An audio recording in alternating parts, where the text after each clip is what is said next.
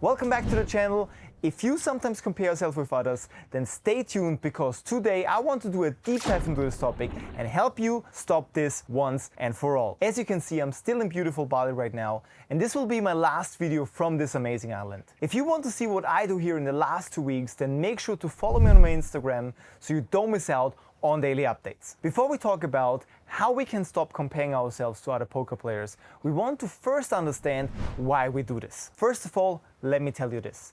You are not alone. Comparing ourselves to others is unavoidable, since it's a very common human tendency, and it lays its roots in evolution. We humans are social animals, and our ancestors have always lived and survived in groups. Comparing ourselves to others serves as an orientation to see where we stand in a group and whether we need to take some action to improve our position or performance. And this is very understandable.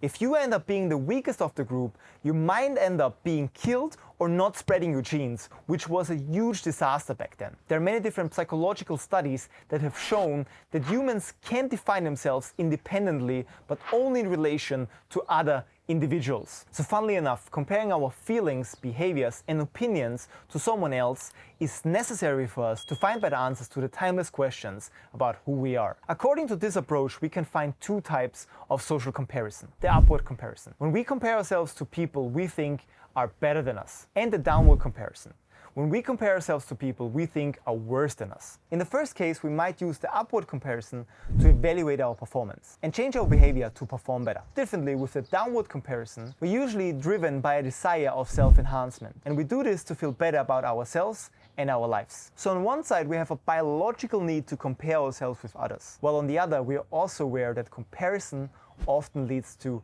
challenging feelings. What's the right way to look at it now? Overall, comparing ourselves to others has proven to have a strong effect on our self-image, self-esteem, and motivation. We often blur our judgment by comparing our lesser qualities to someone's best quality, which is like judging a fish by its ability to climb a tree. The problem here is that it's very easy to forget that what we see on social media are only the highlights of other people's life and doesn't usually showcase the real day-to-day lives. I realized this when I started to work with two people at the same time that only knew each other from social media. Person A followed person B for a while and was thinking that person B is an absolute crusher, that he's making thousands of dollars every week from playing poker, and he's an absolute beast and unstoppable. So through my coaching, these two people got to know each other. Person A started to realize that person B is a normal being like you and me and also has his flaws. In fact, he started to realize that person B also has his losing sessions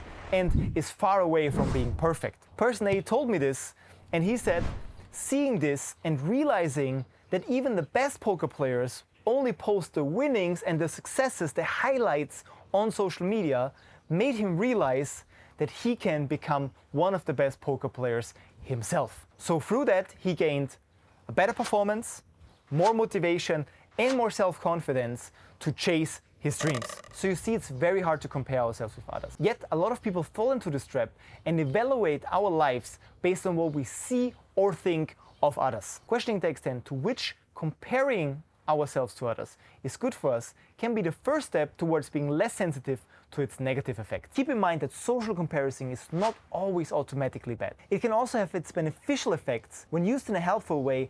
For example, by getting inspired by others or by getting guidance. Comparisons can also make us realize where we stand in life and where we want to get in the future. They can serve as a tool to measure our progress and is a valuable motivator for self-improvement. So the next time the urge comes up to compare yourself to others and it brings you no benefits, here are some tips to help you change your perspective. Remind yourself that you're already good enough. Focus on your strength and your past successes. Set realistic goals and think about what actions to take to achieve them. Avoid triggers if possible. For example, think about decreasing your social media intake. Instead of being goal-oriented, try to shift your focus to be process-oriented. Then compare yourself to your past self. How were you doing last year? What have you learned since then? And last but not least, look at the whole picture. Are you generalizing or assuming something incorrect about the person you compare yourself to? If you catch yourself slipping into the pattern of comparing yourself to others, redirect your energy towards what really matters to you. As you know, where the focus goes, the energy flows. This is an ongoing practice that will help you to recognize when this habit